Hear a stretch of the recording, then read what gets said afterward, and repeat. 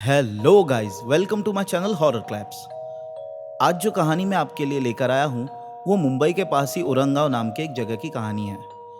ये स्टोरी मुझे मेरे दोस्त राज ने शेयर की और ये इंसिडेंट उसके खुद के साथ ही हुआ है। तो स्टोरी लास्ट तक ज़रूर देखिए क्योंकि इसकी एंडिंग आपके होश उड़ा देगी। तो बिना टाइम गवाए let's roll the intro.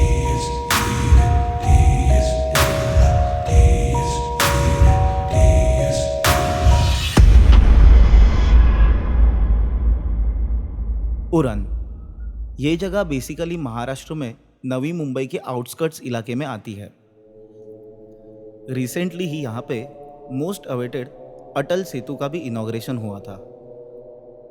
Mostly यहाँ पर आपको बहुत सारे वेयर हाउसेस देखने मिल जाएंगे।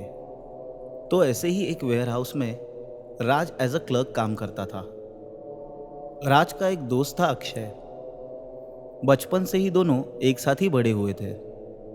वो भी राज के नज़दीक में ही दूसरे एक वेयर हाउसिंग यूनिट में एज अ शिफ्ट इंचार्ज काम करता था। दोनों एक ही बिल्डिंग में रहते थे तो हमेशा एक साथ ही काम पर आया जाया करते थे। अक्सर वीकेंड पर अक्षय राज को लेकर एक रेस्टोरेंट एंड बार में ड्रिंक करने के लिए जाता था। यहाँ पर गौर करने वाली बात ये थी कि राज एक नॉन ड्रिंकर था और उसे वहाँ जाना बिल्कुल भी पसंद नहीं था। बट फॉर अक्षय की सेफ्टी वो वहाँ पे उसके साथ हमेशा जाया करता था क्योंकि अक्षय बहुत ज़्यादा ड्रिंक करता था और ऐसे में गाड़ी चला के घर पे आना उसके लिए बहुत रिस्की था।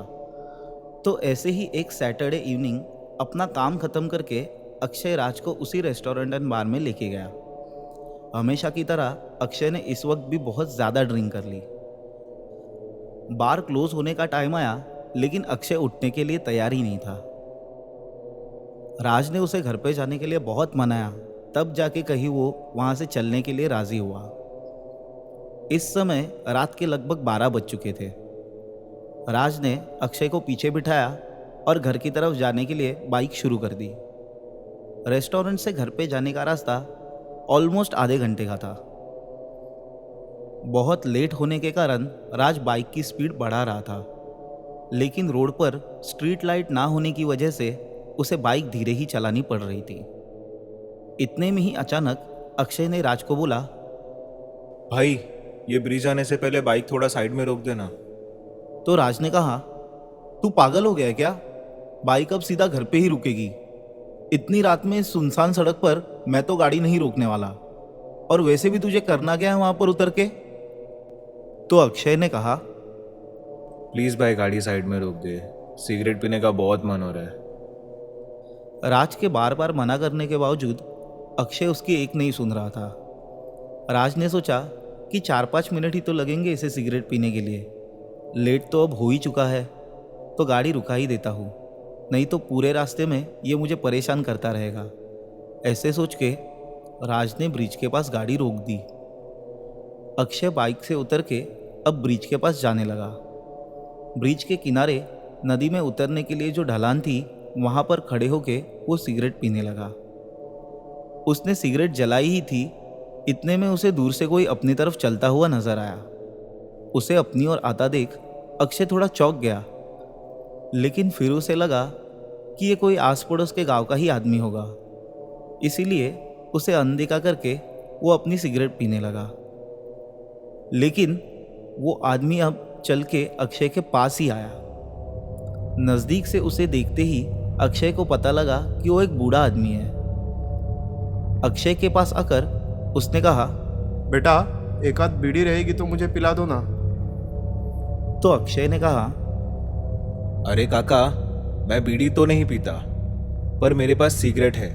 अगर आपको चाहिए तो मैं एक दे देता हूँ। इन दोनों की बात चल ही रही थी तो राज भी बाइक से उतर कर इनके पास आया, ये देखने कि कोई गड़बड़ तो नहीं है, क्योंकि इतनी रात में गांव में कोई भी आदमी इतनी देर तक जगा नहीं रहता। इतने में ही अक्षय उस बूढ़े आदमी को अपने पैकेट से एक सिगरेट निकाल के देने लगा।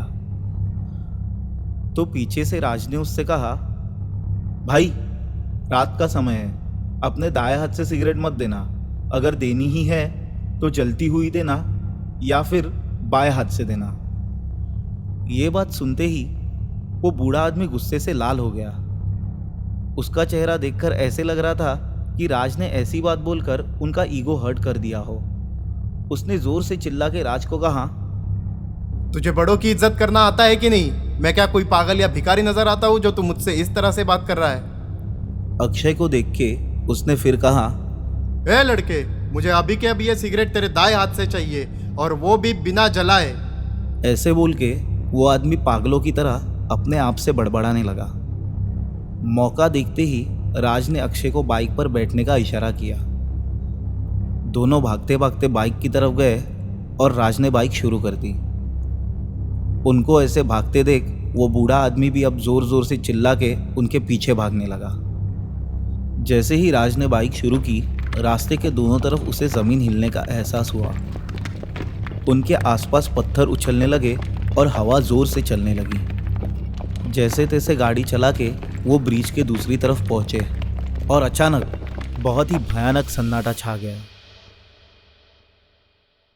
वो बूढ़ा आदमी अब उनसे बहुत दूर हो चुका था और ब्रिज के किनारे आकर वो वहीं पर रुक गया था।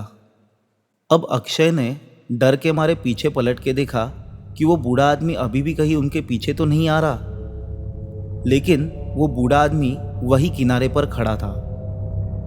जैसे ही अक्षय ने उसे पलट के देखा तो वो बूढ़ा जोर से चिल्लाया और उसने कहा, तेरा दोस्त समझदार था, इसलिए तू बच गया आज, वरना तुझे अपने साथ ही लेके जाता। जैसे ही उसने ये कहा, राज ने तुरंत ही बाइक भगाना शुरू कर दिया। उसको समझ आ गया था कि ये कोई बुरा साया है। राज का कहना है कि उस आदमी की आवाज़ इतनी दूर से भी उनके कानों तक साफ पहुंच रही थी, जैसे कि उन्होंने हेडफोन्स पहने हो और उसमें से ही कोई उनसे बात कर रहा हो। राज और अक्षय को भरोसा ही नहीं हो रहा था कि जो भी अभी इनके साथ हुआ है ये सच था या कोई भ्रम।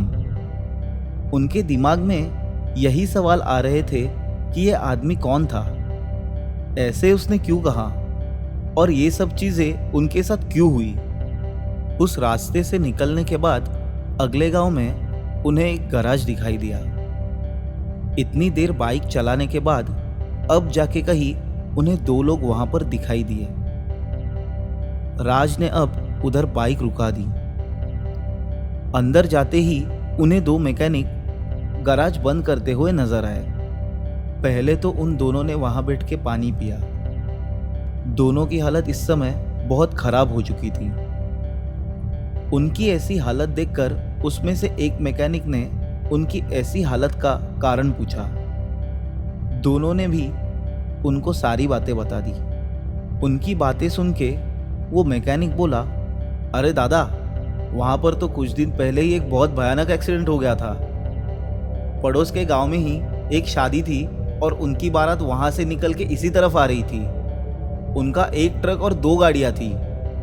वो रास्ता भी बहुत खराब है और अंधेरा होने की वजह से शायद उन्हें आगे का रास्ता दिखाई नहीं दिया, तो वो ट्रक और वो दो गाड़ियाँ सीधे ही उस नदी में चली गई। शायद उनमें से ही किसी साये ने आप दोनों को परेशान किया है। सो गाइस, ये था वो रियल इंसिडेंट जो मेरे दोस्त राज ने मुझे शेयर किया। आई होप आपको ये स्टोरी पसंद आई हो। तो प्लीज़ इस वीडियो को लाइक कीजिए और कमेंट कीजिए कि आपको ये स्टोरी कैसे लगी। और अगर आपके साथ भी ऐसा कोई हादसा हुआ हो और आप शेयर करना चाहते हो तो डिस्क्रिप्शन में दिए हुए मेल आईडी पर आपकी स्टोरी मुझे आप शेयर कर दीजिए। जाते जाते चैनल को सब्सक्राइब करना मत भूलिए, क्योंकि ऐसे ही और थ्रिलिंग हॉरर स्टोरीज इस चैनल पर आने वाली है और उसके अपडेट के लिए बेल आइकन ज़रूर प्रेस कीजिए। तो आज के लिए बस इतना ही। पीस।